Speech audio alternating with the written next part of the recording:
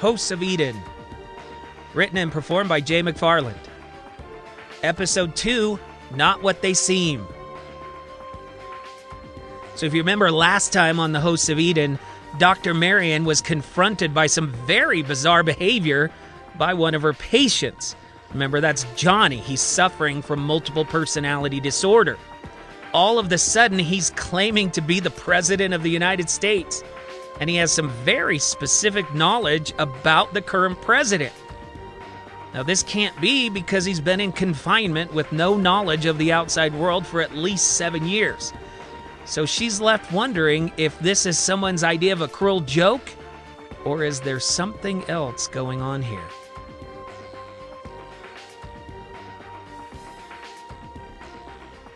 So later that day, as Marian is trying to process everything that had happened, she meets with her best friend Jordan at their typical coffee shop location.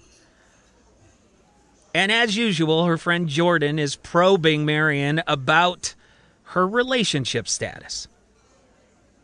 Marian's always trying to change the subject when this comes up. And she says sarcastically, I'm really starting to think that a life in a convent would be an upgrade to this life. They both laugh together, and then Jordan tries to encourage her friend Marian. Have you ever considered that you put way too much pressure on yourself? You're always looking for Mr. Right instead of just Mr. Mostly Okay. Marian responds sarcastically. Right now, I think I would go for Mr. Mostly Alive. They both laugh again. Hey, whatever happened to Marcus? Jordan asks. He seemed mostly alive. Oh, he was mostly alive, all right, Marian responds, but he was also only mostly faithful. Oh, Jordan says, and they too laugh again. Hey, remember to keep your promise, Jordan says. What promise? Marian asks. Jordan reminds her, the one you're going to set up an online dating profile, try online dating for a change. Oh, that promise, Marian says. I did it last night. I actually set up my profile and everything. Jordan knows her friend Marian way too well. Yeah, but did you actually turn on your profile? So other people could see it? Marian knows she's caught, and she says, I would, but I don't have any good pictures. Now you're just making excuses, Jordan says. Well, it was an excuse, but Marian truly did not like any pictures of herself. And now she always seems to be in a lab coat with her hair in a bun. It almost seems as though it's her self-defense mechanism against the opposite sex. But now Jordan has her uncomfortable, so she seeks to change the subject in her normal way. Hey, Marian says, did I tell you that I almost got killed by a patient today?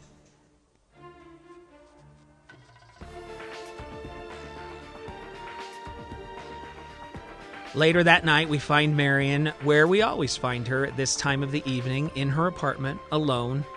Sitting on her couch, she's sipping on a glass of wine. She's going back and forth in her mind between her notebook and her dating profile. In the background, the television is always on, just to fill the silent void in her apartment.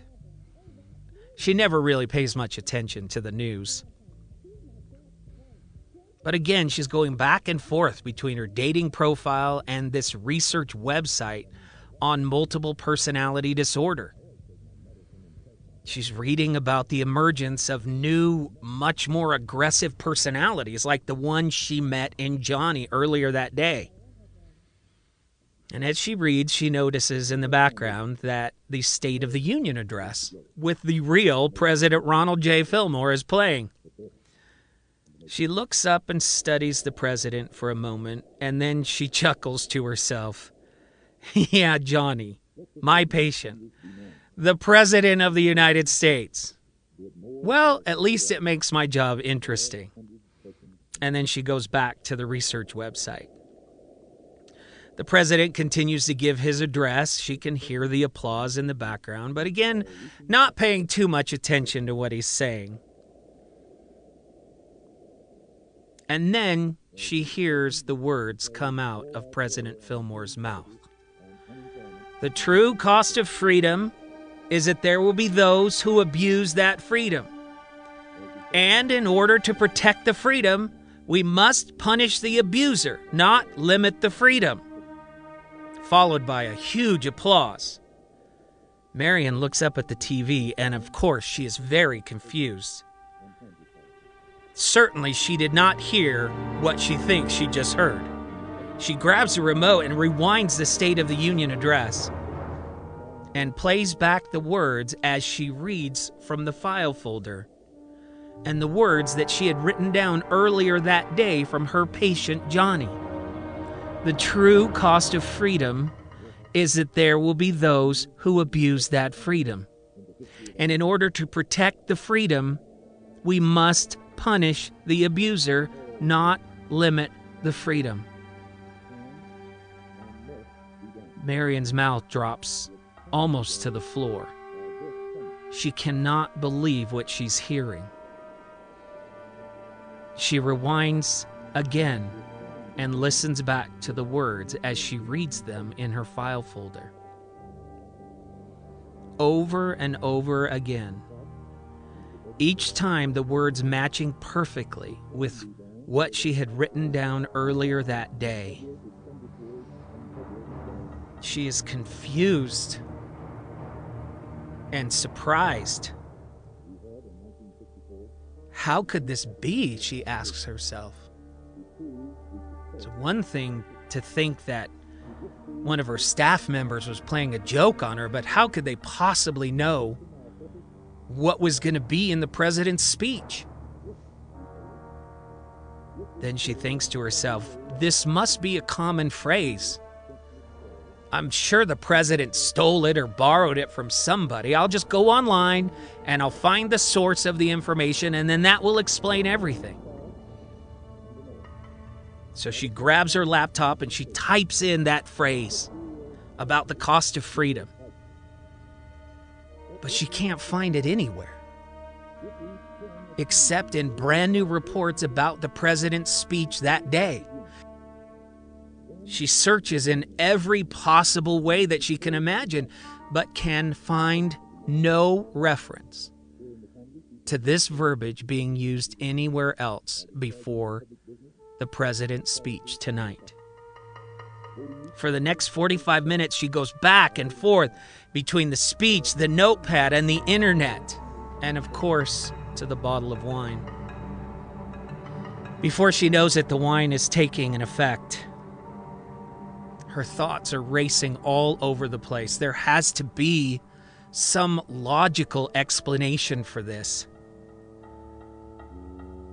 Eventually, she passes out on the couch, having come to no new conclusions.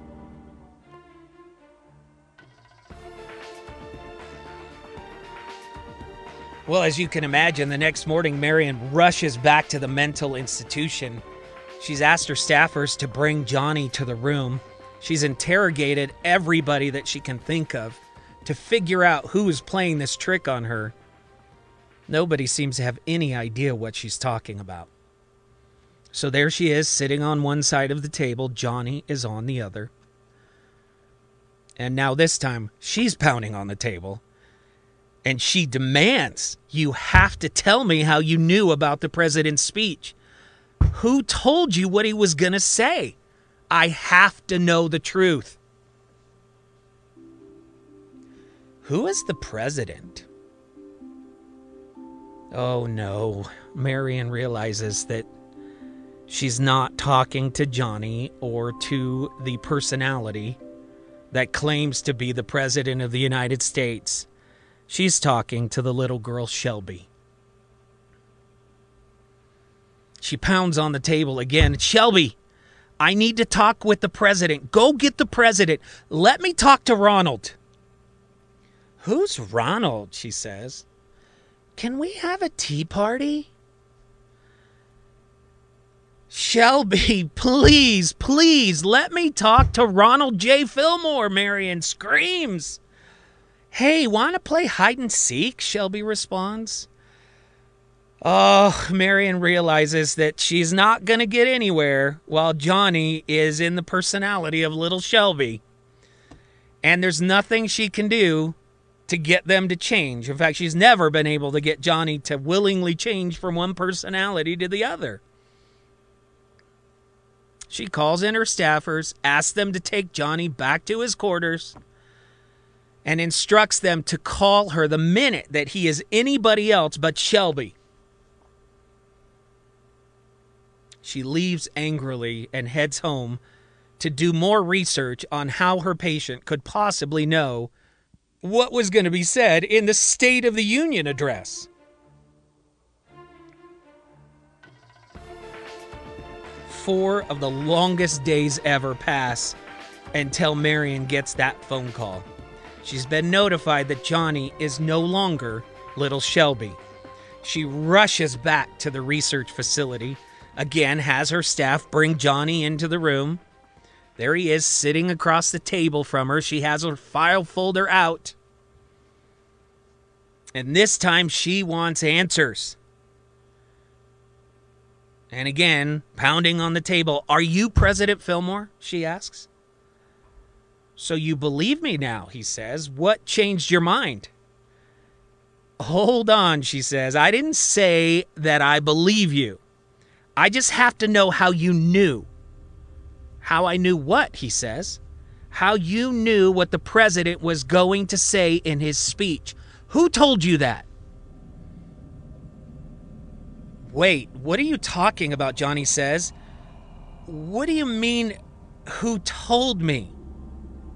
Did you hear those words somewhere else?" "Of course I heard them somewhere else," Marian said. "The actual president used them in his speech last night." Johnny is very confused now. "What are you talking about?" he says. "I haven't given the speech yet. I've been trapped in this place." "You mean there's someone else out there claiming to be the president? Giving my speech?" Marian can't believe what she's hearing. "Of course there is. Because you are not the president. He is. He's out there. You're in here." In an attempt to make her point, she gets out her mobile phone, types in Ronald J. Fillmore in the search engine, and holds up a picture of the president. "See? This is the president of the United States. You look nothing like him. Again, he's out there in the White House. You are in here. He is the president. You are my patient, Johnny. Now, please tell me how you knew that the president was going to say those things about freedom." Johnny changes his tone. He sits back in his chair, trying to process everything that he's heard. And he starts to speak. "Listen to me, doctor. I understand that this is hard to believe. I know I don't look like the president. I don't know how or why this happened, but you have to believe me." Of course, Marian can't believe him. She responds that what he's saying is impossible. "There's no way it's true," she says. "I'm sorry." Johnny understands. He sits back and he thinks a little bit more. And then he says, "I think that I can prove it to you." "Prove it to me," Marian says. "Okay, I'll play along. How can you possibly prove to me that you are the president of the United States?" Johnny again sitting back, very calmly, this time very collected. He explains, "You know the other personalities inside Johnny? The ones that you know as Mason and Shelby? He says, I know about them. Again, Marian is totally shocked by this revelation. You see, personalities with this disorder, they don't normally know about the other personalities. Especially with this kind of clarity. How do you know? Johnny interrupts. Because I've met them, Doctor. I've spoken to each of them. What do you mean you've met them? You understand they're not real. I can't even believe I'm having this conversation with you. Where would you have met them? Johnny, again, in complete confidence, responds and says, well, it's hard to explain, really. It's kind of like a room inside Johnny's mind. All of the people are in there, and they're all trying to get out. It's hard to breathe. One finally breaks through and forces the other personalities back into the room. That's why the personalities are always changing. Marian had never heard any description like this before in all of her research. She starts writing down every word furiously, thinking to herself, this could be the breakthrough I've been looking for. Johnny senses that she's still treating him like a patient, and he is frustrated, obviously. And in frustration, he reaches out and he grabs her hand and holds her pen. Doctor, listen to me, he says. These are not just personalities in Johnny's sick mind. They are real people, just like me. They used to be somewhere else. But somehow, we're all trapped now in this body. Of course, Marian's not going to believe him. I'm sorry, she says, that is just not possible. Again, Johnny, with great confidence, responds, I can prove it to you. Really? I can prove to you that they're real. Look, just humor me. Write down this information and then go check it out for yourself. At this point, Marian's going to write down anything he says because she's so intrigued by this new development. Johnny goes on to explain. You already know who Johnny is, well, because he's your patient and this is his body. Now, Mason, on the other hand, let me tell you a little bit about him. His real name is Mason Johnson. He was a sergeant in the Marine Corps. He served 2 tours of duty in Iraq, Dr. Shelby.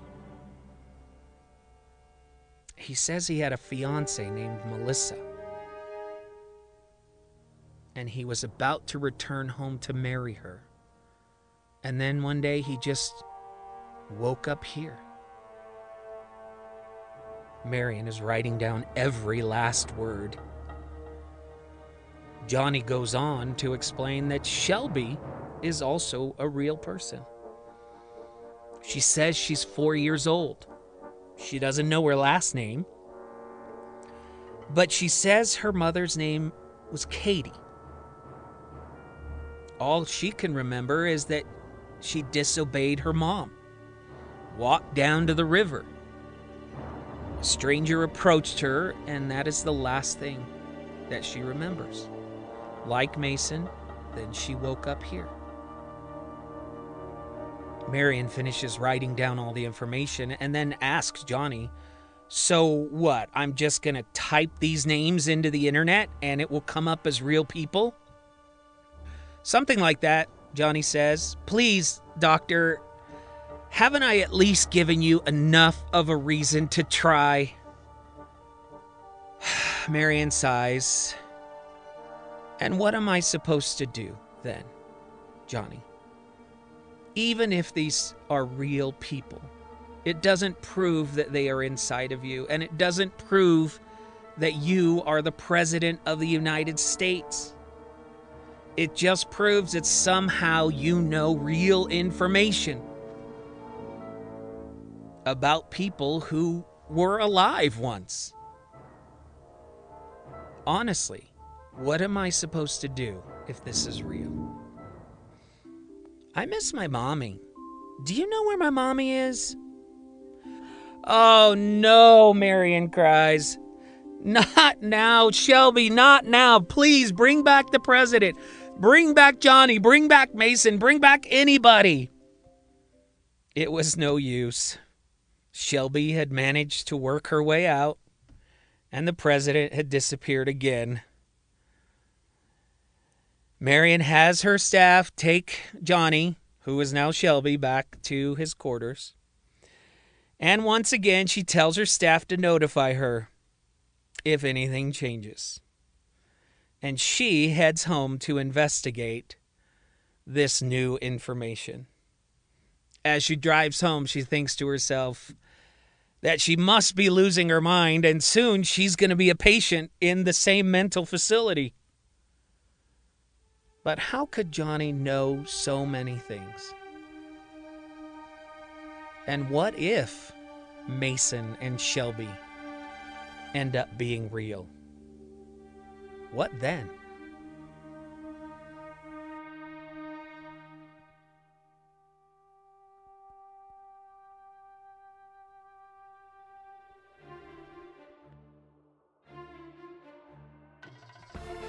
Well, next time on The Host of Eden, Dr. Marian will have to face the most important decision of her life.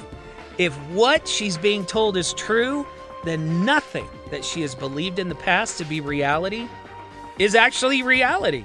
All of her study and research will be completely out the window. This is either a major medical breakthrough or something impossible is happening right before her eyes.